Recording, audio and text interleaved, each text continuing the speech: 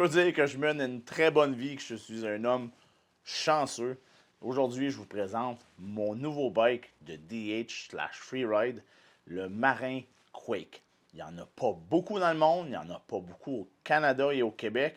Je suis un des chanceux qui en a un et j'en suis très reconnaissant. Donc, merci encore une fois à Studio Vélo et à Marin Bikes Canada pour m'avoir donné cet honneur-là et ce plaisir de pouvoir rouler ce bike-là dans ma série Tour de chaise qui continue cette saison. Le bike est de taille large. Je voulais avoir un bike un petit peu plus grand, avoir un petit peu plus de reach dans le cockpit également pour avoir plus de stabilité à haute vitesse dans du tech et des choses comme ça. C'est également un bike qui est mullet présentement, donc 29 en avant, 27,5 en arrière.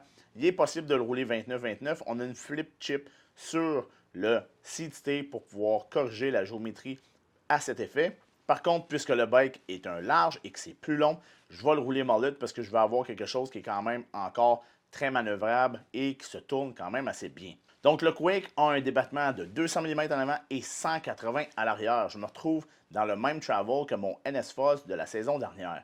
La différence, c'est que là, je suis en suspension RockShox. Je me retrouve donc avec une Boxer de base en avant et avec un Vivid Coil Ultimate en arrière. Et je suis très content de retomber sur un coil. J'avais oublié comment c'est smooth et comment que ça feel vraiment bien sur un bike. Pour arrêter cette grosse machine-là, parce qu'elle est quand même assez lourde, là, on va parler des freins SRAM Maven. C'est des bronze, pas d'ajustement de contact point et ces choses-là. Par contre, déjà, de base, je peux vous dire que les freins sont énormément stiff et puissants. J'ai finalement réalisé mon bed-in et à la fin, j'étais capable de voir la puissance de ces freins-là. Donc, je me sens vraiment bien équipé à ce niveau-là. Au niveau de la transmission, c'est une transmission qui est connue, puis qui est simple, puis qui fonctionne, puis je comprends pas pourquoi tu aurais besoin de plus. Mais on parle de la SRAM GX DH. Donc, 7 vitesses. Une chose qui va arriver, c'est que le pneu en arrière va partir parce qu'en avant et en arrière, en ce moment, j'ai des Maxxis Assegai DH Casing Max Grip. Je peux vous dire tout de suite, là, c'est pas très roulant. En arrière, je trouve que c'est un petit peu lent.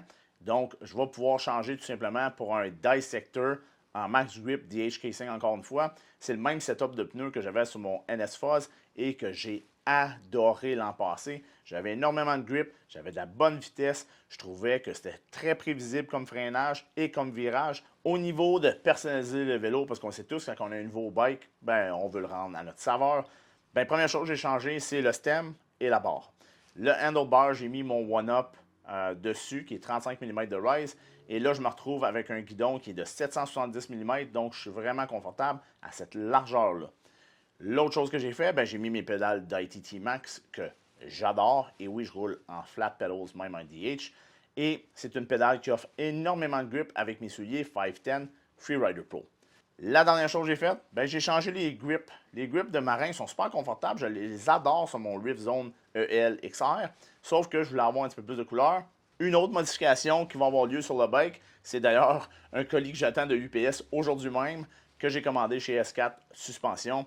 Première chose, c'est que je vais mettre un token dans la fourche en avant parce que je vais rouler un petit peu moins stiff de fourche. En ce moment, mon sag n'est pas parfait et le token va pouvoir me protéger contre les bottom out. Donc ça, c'est quelque chose. Mais l'autre chose que je ne comprends pas, c'est que le choc vient avec un spring de 550 et on a un stroke de 75 pour 180 mm de travel.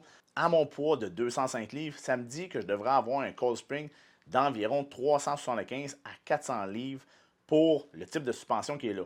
Donc, je me suis commandé un autre spring de 400 livres pour pouvoir mettre ça sur le bike puis avoir ça plus plush en arrière. J'ai vraiment hâte de pouvoir installer ça. C'est vraiment pas complexe. Et pour terminer, j'aimerais ça parler du look du bike.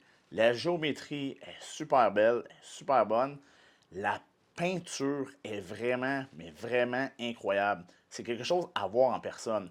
Sur le site, tu le regardes, ça a l'air d'un mauve fade to black et des choses de même. Mais quand tu le vois en personne, il y a du spatter, donc il y a comme des petits picots de peinture bleue. Et là, ça lui donne vraiment un look différent.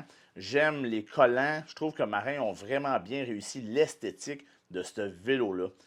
Je ne vous le cacherai pas, j'étais censé avoir ce bike-là pendant cet hiver. J'avais dit à Studio Vélo, laisse tomber, je ne veux pas avoir de DH bike. Je ne continuerai pas Tour de chaise parce que je vais manquer de temps.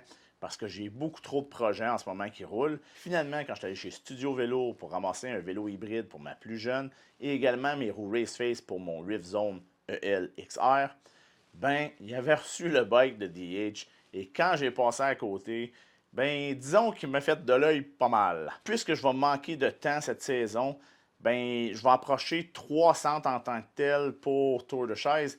On parle de des centres qui sont près de chez moi. On va parler de Ski Montcalm parce qu'il y a de la nouveauté là-bas et je trouve que le loam et le design des sentiers là-bas est vraiment le fun. C'est le genre de sentier que j'aime. Je vais aller voir également Val-Saint-Côme. Comme j'ai dit l'année passée, je vais aller faire un épisode de Tour de Chaise là-bas. Je sais qu'il y en a plusieurs qui sont brûlés, façon de parler, là, parce que Val-Saint-Côme, ils ont ouvert avec leur grosse pro line, puis il n'y avait pas grand d'autre chose. Mais sachez qu'il y a des nouveaux sentiers qui ont ouvert tout au long de la saison dernière et qu'il y en a encore des nouveaux cette année. Donc, je vais aller voir ça de plus près.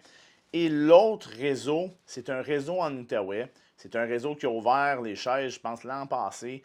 Et on va parler de ski vorlage. Il y a quelques sentiers, c'est peut-être pas le plus gros développement, mais le type de sentier a l'air d'être le type de sentier que j'aime rouler en tant que tel. Fait que c'est ça qui est la présentation de mon Marin Quake, mon bike de DH. Et j'ai une question plutôt simple pour vous. Je veux savoir, suis-je le seul qui remarque qu'il y a de plus en plus de bikes de DH quand tu vas dans les centres de chaises? On sait, à un moment donné, on en voyait quasiment plus, puis on voyait juste que des bikes d'enduro parce que le monde faisait autant enduro que DH avec leurs gros bikes d'enduro. Mais je trouve que de plus en plus de bikes de DH qui reviennent. C'est comme si les gens ont retrouvé le plaisir de rouler un bike de DH. C'est quand même une expérience assez particulière, c'est dur à expliquer. Peut-être que tu ne comprends pas, mais ceux qui ont déjà roulé un bike de DH savent de quoi je parle. C'est spécial, c'est une expérience assez unique, surtout quand il est bien seté pour toi. Puis je me demande si c'est pas ça qui fait en sorte que je vois un retour du bike de DH sur les montagnes ici au Québec. Fait qu'on va se croiser dans les chairlifts du Québec, passer une belle saison. Si jamais on se croise, aller faire un lap, gênez-vous pas. Cheers!